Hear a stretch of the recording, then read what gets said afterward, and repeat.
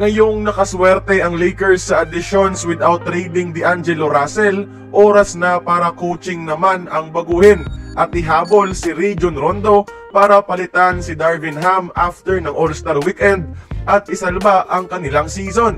Pero bago natin pag-usapan, palike naman ang ating video bilang suporta. Matagal nang sigaw ng buong NBA na i-fire na si Coach Darvin Ham ng Lakers dahil sa incompetence nitong mag-maximize ng talented roster. At isa sa mga possible at dapat kunin ng LA ay ang former player nila na si Rajon Rondo na nakita ng mas pinakinggan pa ni Davis kaysa kay Ham sa isang timeout sequence. Bakit nga ba perfect coach si Rondo?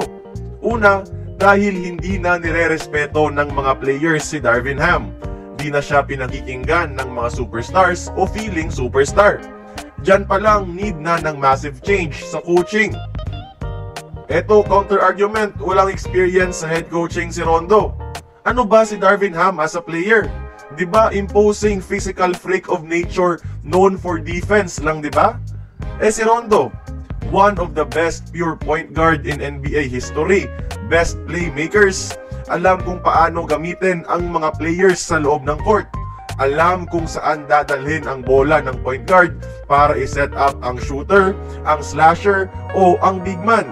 Marunong magbasa ng laro dahil araw-araw niya tong trabaho noong naglalaro pa.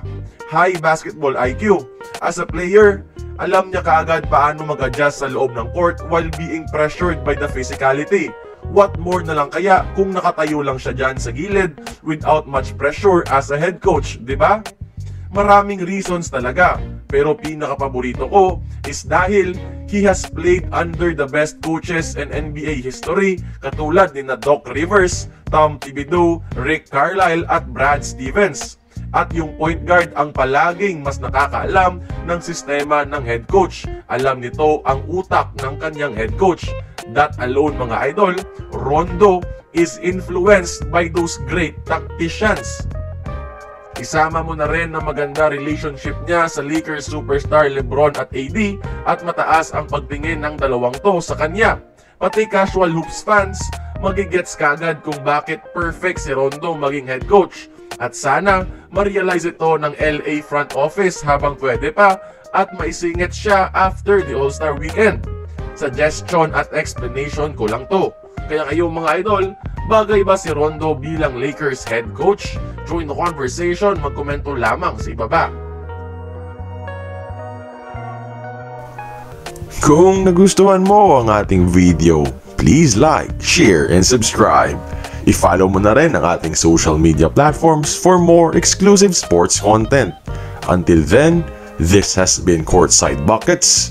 See you on the next one.